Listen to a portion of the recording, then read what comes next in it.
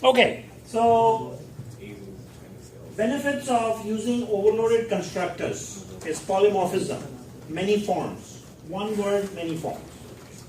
One word can have different implementation. Just like in the English language, we were saying the word breathe could mean different things to different people. The velocity at which or the breathing rate, if I could say. We'll forget the word velocity. Velocity is also polymorphic. Velocity of learning, velocity of the car, velocity of the rocket, polymorphism. So we implement polymorphism with constructors or methods we still have to talk about.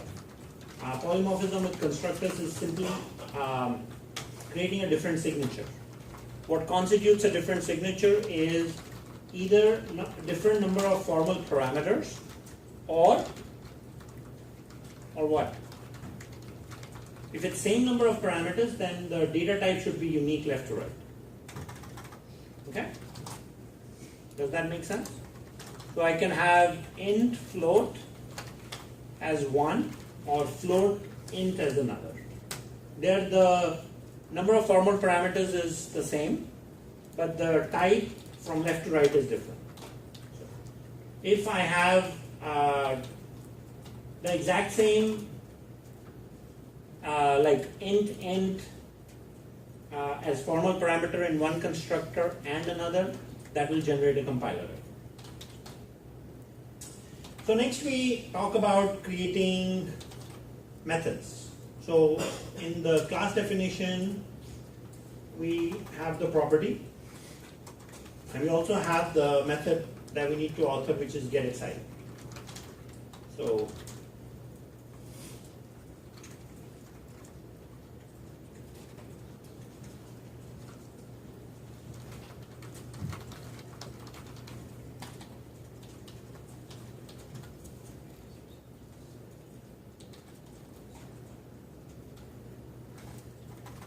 we need to write this method here.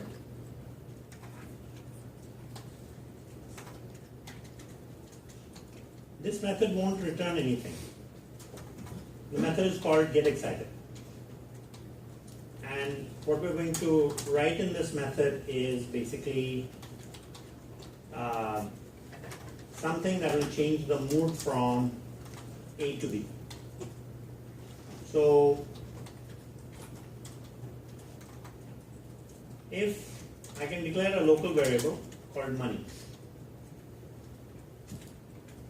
and for some reason if I have won the lotto and money is set to a very large number, then we could say, and maybe we can pass money in rather than me defining it, because that way, yeah, let's do that.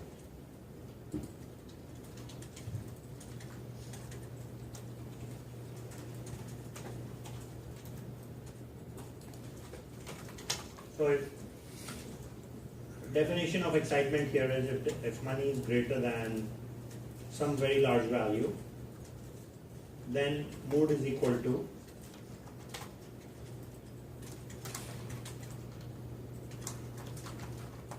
now an instance variable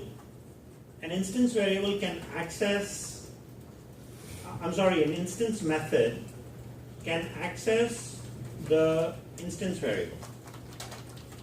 The variable is available or can be used in the entire class. All right?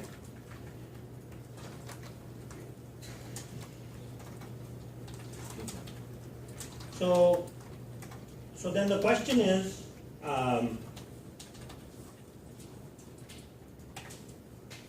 how do we figure this out? How do we call the method? So we say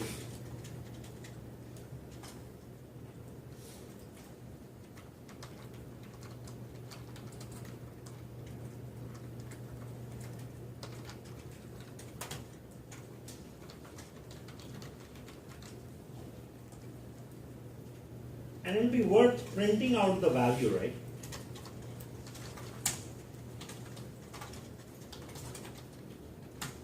Before and after.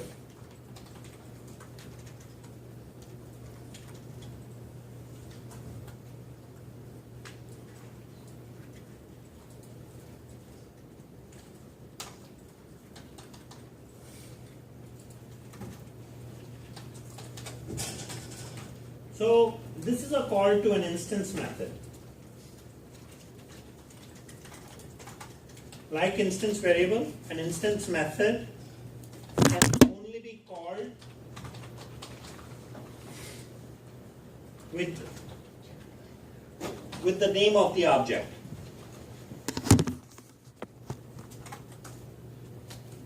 Oh,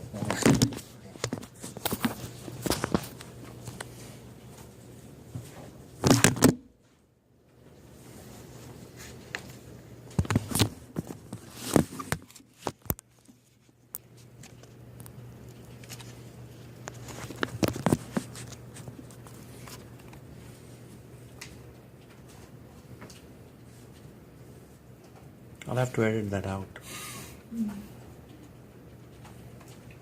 Okay. So like, thank you for that.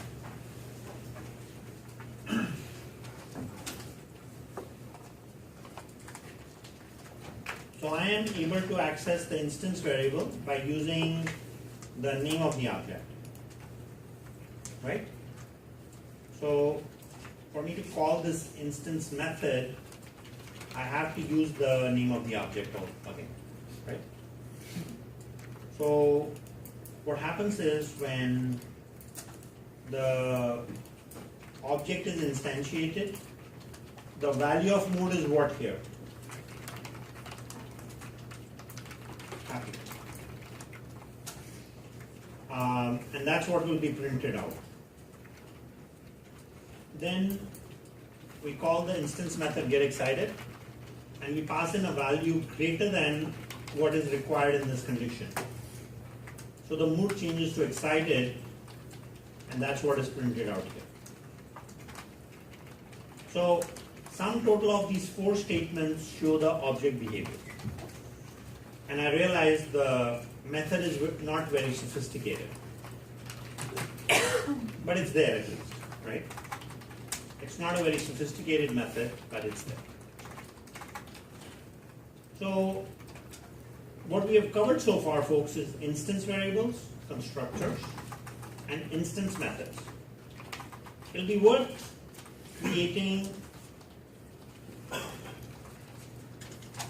a static variable that's called room temperature, just because that was something we had discussed earlier.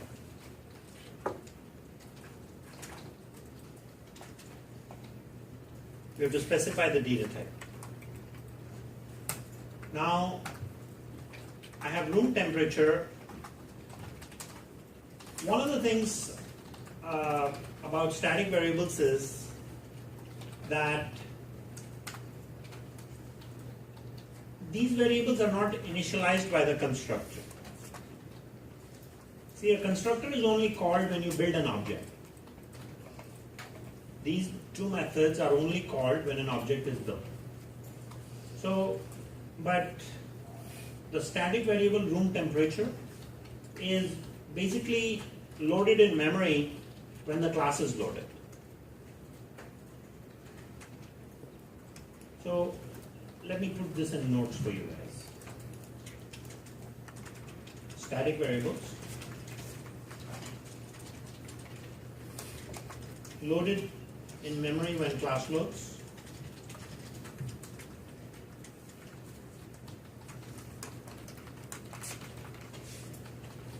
Not initialized with constructors. So it's likely that the memory might not be as clean as it is for instance variables. I can print the value of a static variable at the start of the main. So I can either refer to this as human dot room temperature, because to refer to a static variable, I am using the name of the class. To access the instance variable, I use the name of the object. Any questions on what I just said? That's something to remember, and you'll get habituated with this with practice. When you see compiler errors, right, and Eclipse will give you error messages, and you fix it. Please. Could you repeat that again? Sure. So, instance variables can be accessed in main using the name of an object. And we also call that an object reference. That was the first thing. And static variables can be accessed in main using the name of the class. Not just in main, but anywhere. Right? So that's what you guys see here. Human.room temperature as static variable and Bob.mood as instance variable. So what's next? Static methods.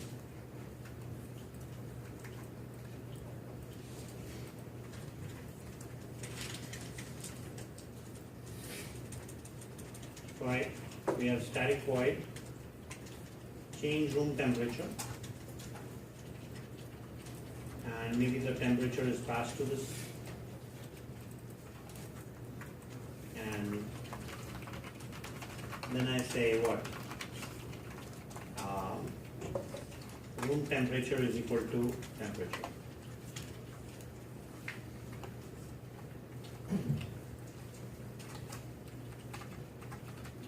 I guess I better save this.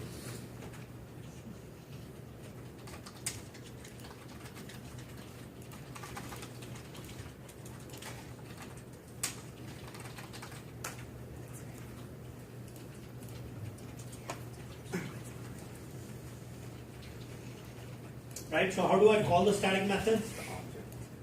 Again, I use the name of the class. So I can say human dot change room temp and 72 sounds good, right? When this method is called, if the temperature was 74 before and now it's 72, it is changed for all instances of human objects because it is static.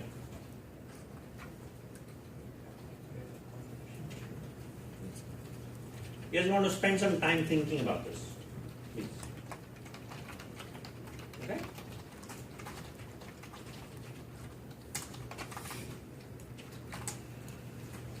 I think this is also a good time where I draw you guys a memory reference or a memory picture of what things look like in memory when you use objects. So here it is.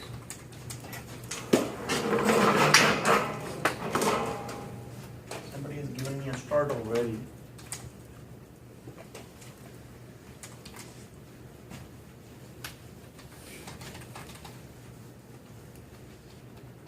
So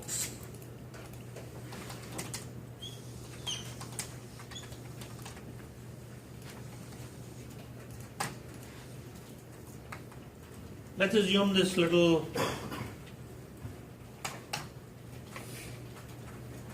rectangle represents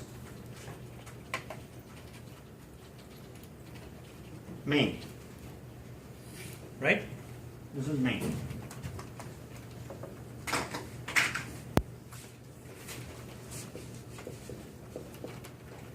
And we'll draw a little, the entire memory.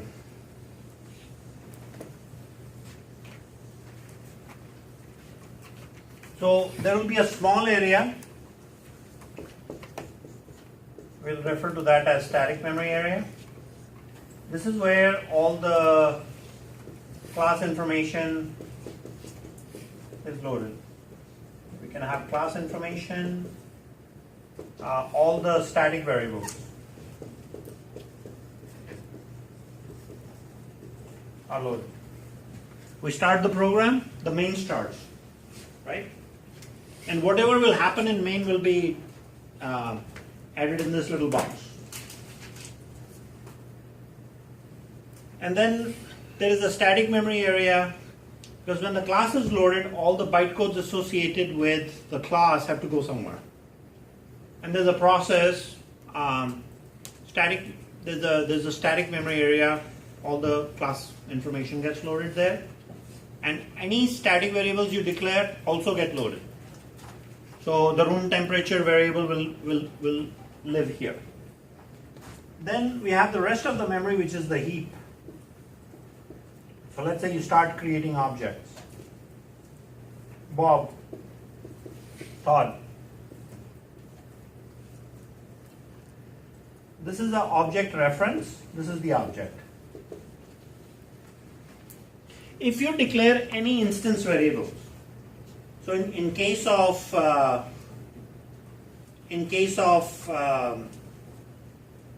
the human object that we created, we added an instance variable called mood.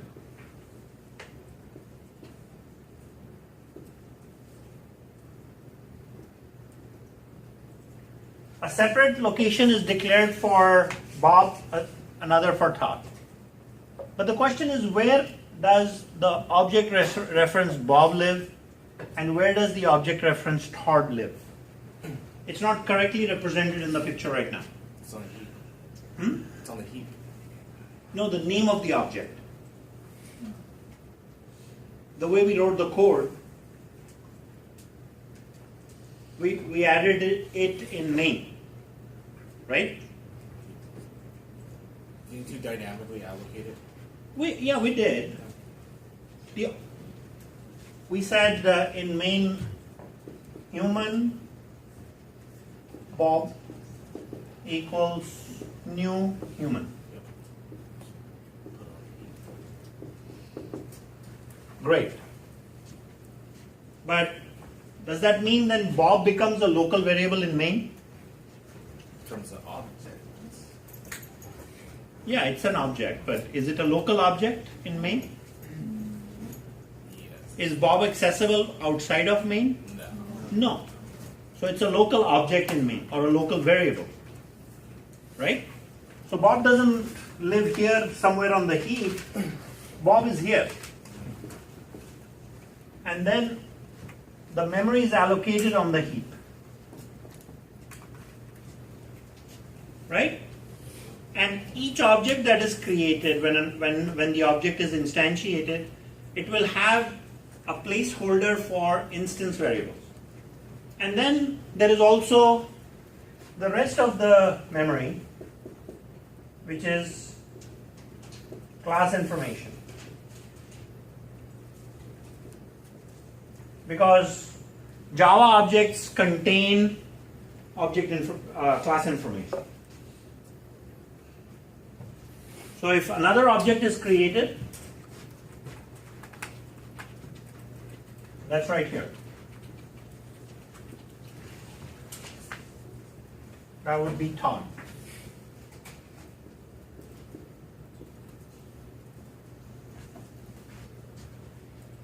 It's nice to know this, right?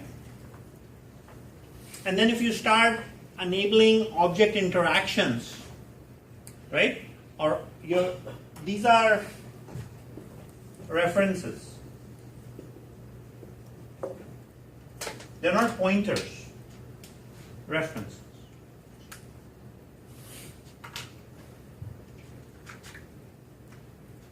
Any questions on this? Okay, let me proceed and so far we have talked about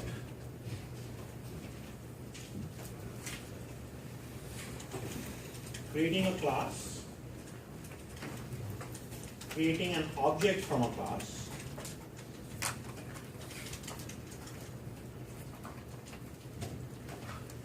and the class anatomy. It contains instance variables, static variables, constructors, instance methods, and static methods. From a coding perspective,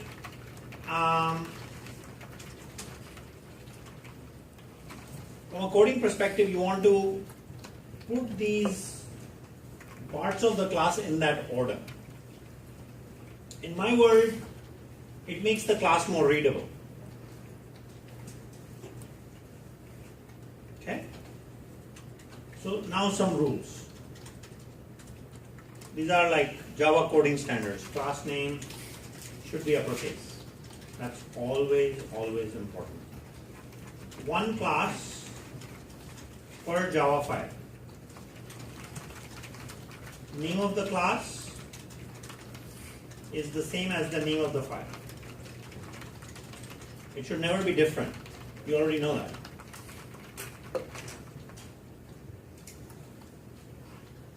Class is declared public. Always.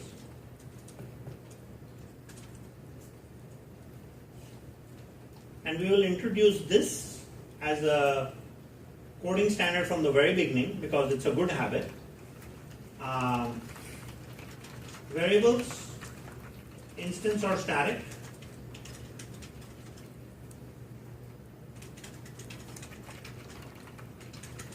should be private.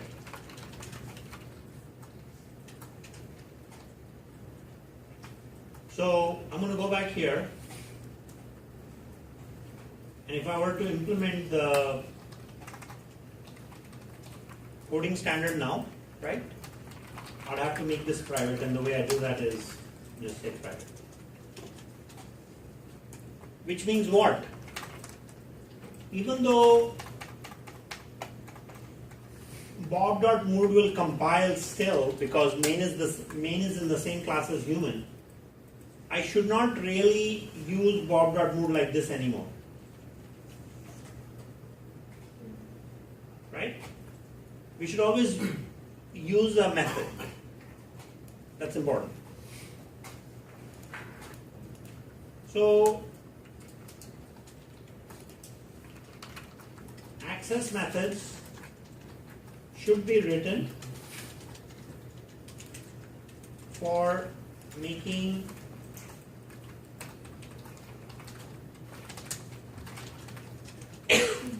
for accessing variables.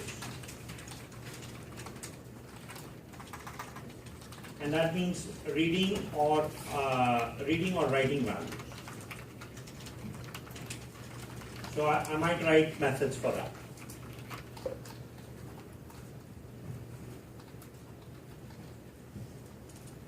So maybe we should run Eclipse and try this out.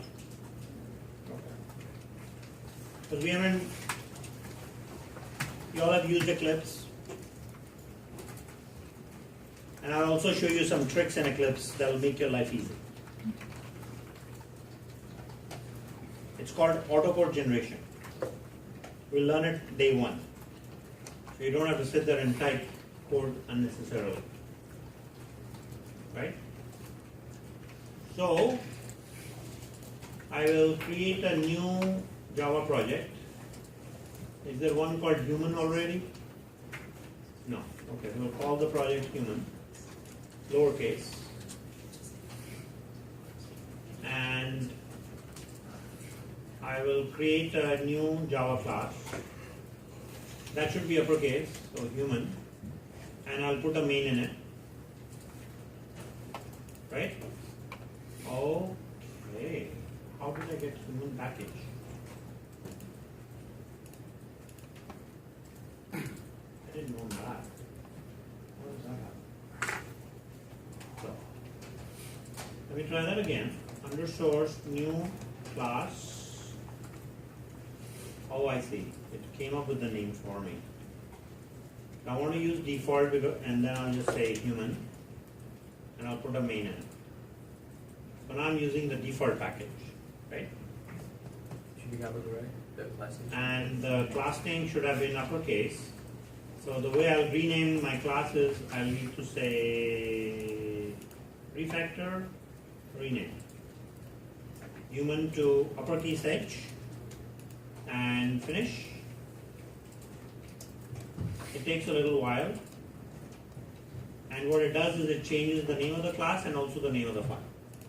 That's the magic of refactor rename. Yes. Where is that refactor button? Where is what? How you do the refactoring? You should. Oh, you right click on the class name Right. and then refactor rename.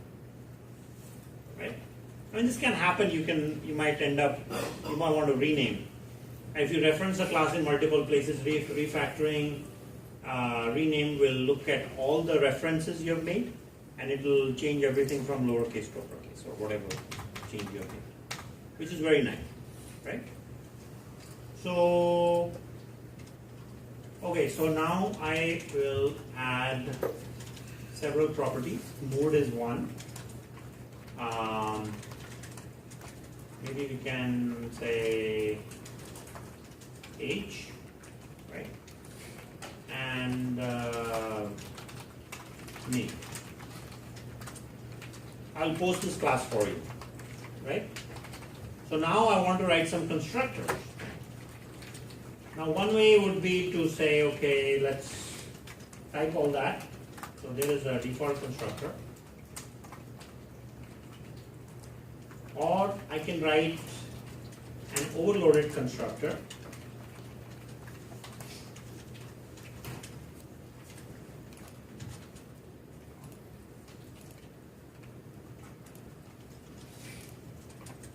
Okay, I'll introduce this operator later, so we'll call it mode 1. And I say mode is equal to mode 1. There's one little new thing I'm going to introduce just so you guys can kind of see it. It'll be fun. So you see the entire class, and we create human Bob using and we want to use the default constructor.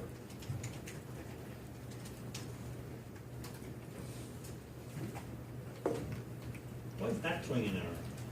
There's an argument in the Oh no, string. Oh. Can't assign a int to a string. You see? Okay, so all the errors are gone now, but I still have one error here. I'm trying to use the default constructor, but didn't I say it was available by the language? No, Did not I- for strings. Did I lie? No, I didn't. Right? Let me comment this out. Let's get rid of this. Now it works. Right? The moment I start writing my own constructor, it starts complaining. Now it works, now it doesn't. Why is that? Because the one constructor you create overrides the constructor created for every class that's empty. Yeah. So it turns out that if you end up writing your own constructor, the default constructor is turned off. So it's a good coding practice to always put a default constructor in every class. So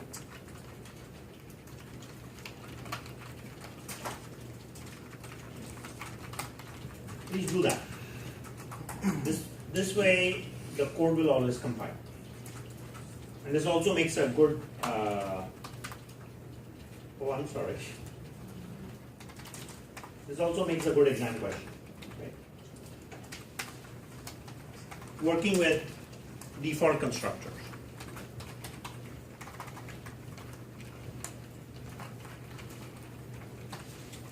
So now, the fact that I've made mood private,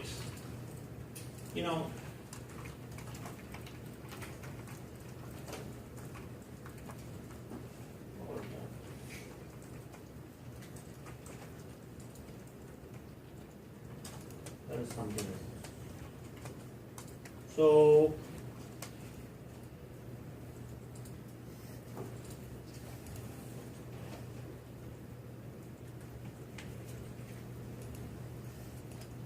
if I say Bob dot, this actually tells you what is accessible.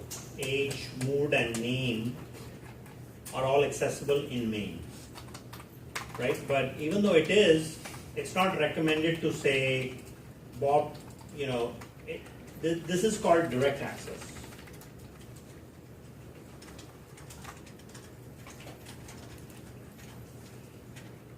This is not allowed. Instead, what we should do is say something like bob.setMode, and these are called access methods. This is called a setter actually. So this is okay. Which means what? That you have to go in and write get a set method for each property. That's a lot of work.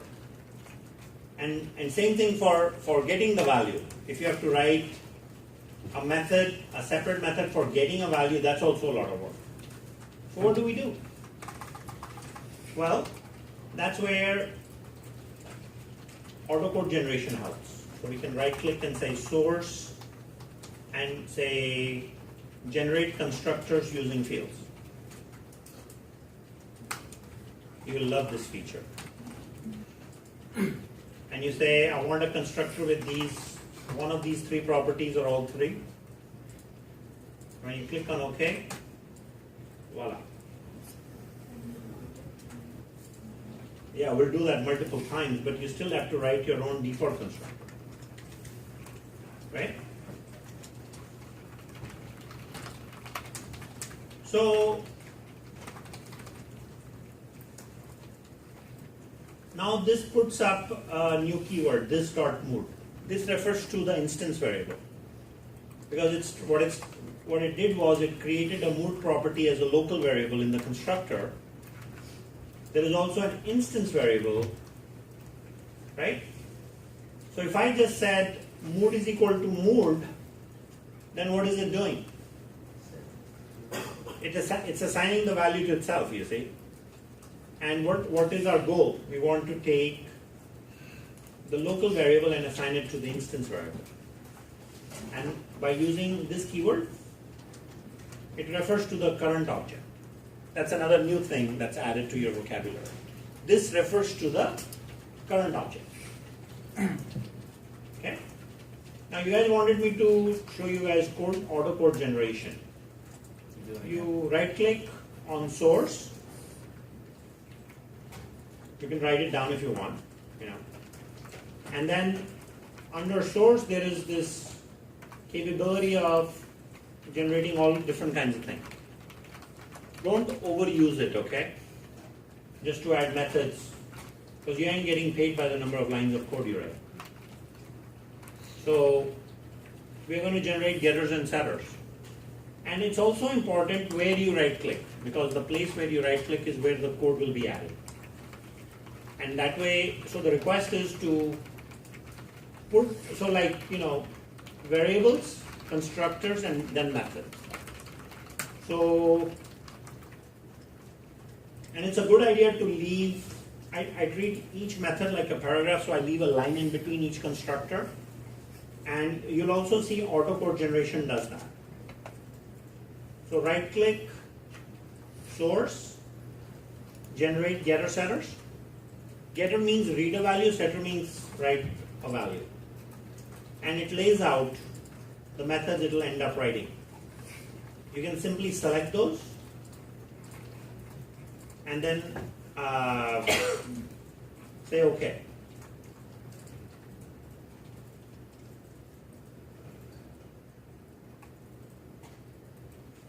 And I have my methods. You see, we should not spend time writing things that can be auto-generated. We want high productivity in writing code, because there are a lot of sophisticated things that need to be done for different projects. Like, for example, if you're writing a compute grade application, if you're dealing with creating objects and getter setters, you can auto-generate those, and you can focus on what? Computing the grade, reading the values from a text file, and then figuring out what's an A, B, C, or D. So this is a productivity tool. And now you see, because set mode is written, it's there, right? Now it's not giving any compiler error. And these methods can be public. And for today, we will just talk about private and public. So you can, I think, go off and work on part 1 of assignment 2. We have covered enough today for you guys to do that. And for the assignment, you need to draw a little class diagram as well. And I'll probably spend time on that on, next time we'll talk about that. So, that's all for today. Have fun. Working with classes, I'll post these notes on Piazza for you. And I'll see you all next time. The first one? Oh, I thought it was everything in one step.